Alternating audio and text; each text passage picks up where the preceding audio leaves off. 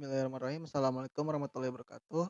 Perkenalkan, nama saya Ain Yusuf, NIM I07191032. Di sini saya akan sedikit menjelaskan praktikum teknik tenaga listrik mengenai starting motor. Untuk pada percobaan kali ini, pada praktikum kali ini, memiliki dasar teori yaitu selama periode waktu starting motor pada sistem akan dianggap sebagai sebuah impedansi kecil yang terhubung dengan sebuah bus. Motor akan mengambil arus yang besar dari sistem sekitar 6 kali 6 kali arus startingnya dan bisa menyebabkan voltage drop pada sistem serta menyebabkan gangguan pada operasi beban yang lain. Tujuan dari percobaan ini yaitu mempelajari konsep aliran daya dalam sistem tenaga listrik, menganalisa masalah-masalah aliran daya pada sistem tenaga listrik dengan etap, mempelajari starting motor yaitu statik dan dinamik motor starting, dan mempelajari pengaruh starting motor pada grafik baik arus, tegangan, frekuensi, dan daya.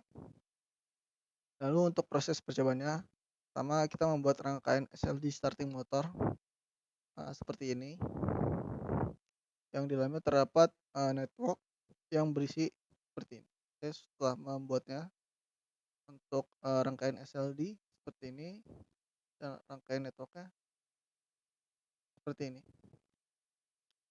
Oke, lalu lanjut ke percobaan yang pertama yaitu static motor starting. Pertama kita menekan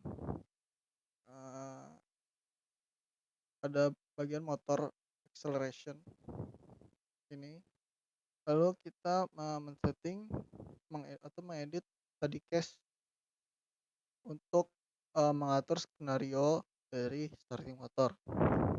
Tuh, ini dan pada bagian event. Lalu kita mengedit namanya itu action start, load ID-nya motor 1, kategori normal, rating 500 HP, kilovoltnya 4 kilovolt, lalu bus ID-nya bus 3. Oke. Lalu selanjutnya kita tinggal mensimulasikan dengan cara menekan run static motor starting.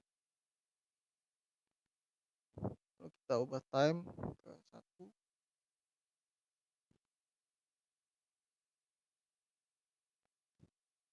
Lalu setelah itu simulasi setelah berjalan dan untuk mengetahui grafik dari arusnya, kita tinggal memplottingnya menggunakan motor starting plot. Setelah itu kita pencet device type motor, lalu device motor 1 kita akan memplot arus. Dan seperti inilah hasil plotnya. Lalu percobaan yang kedua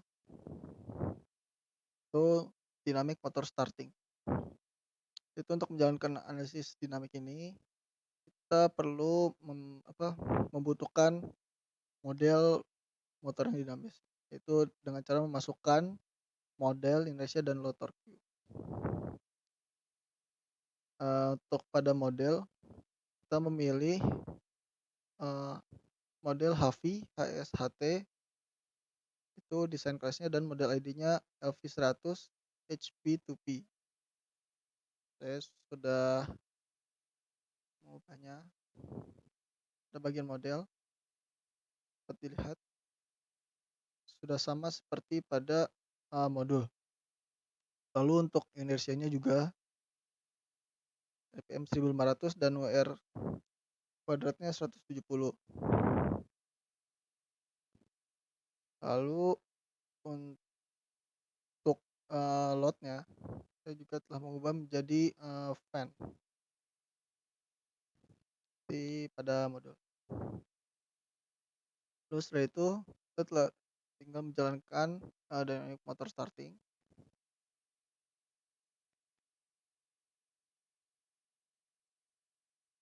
Nah, setelah itu kita pergi ke time 1.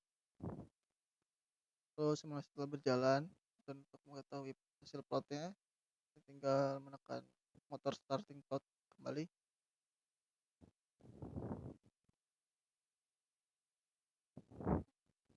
seperti tadi kita memilih device type-nya, lalu kita memilih device motor satu dan kira upload dan seperti ini hasilnya.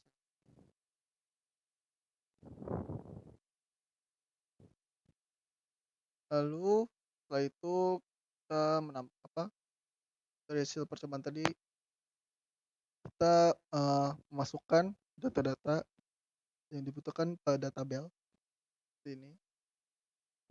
Setelah saya masukkan pada laporan saya, nih. Lalu setelah itu terdapat pertanyaan, analisalah apa yang dapat dipelajari dari percobaan membuat rangkaian motor starting menggunakan etap. Nah, untuk, percobaan ini dapati hasil bahwa, starting motor dinamis itu perlu diterapkan karena lebih lengkap daripada starting motor statik. Eee, untuk pada, starting itu sangat penting untuk mencegah kerusakan pada motor karena lonjakan arus starting itu sangat besar, sedangkan pada waktu starting itu diperlukan, pada waktu yang tepat agar tidak menyebabkan bus-bus pada sistem itu under voltage. Itu dengan cara menyalakan, motor satu persatu agar beban pada tiap bus berkurang serta mencegah adanya daya yang tinggi dalam waktu yang bersamaan. Untuk, pertanyaan kedua itu jelaskan apa yang membedakan antara statik dan dinamik starting motor dan starting mana yang lebih baik.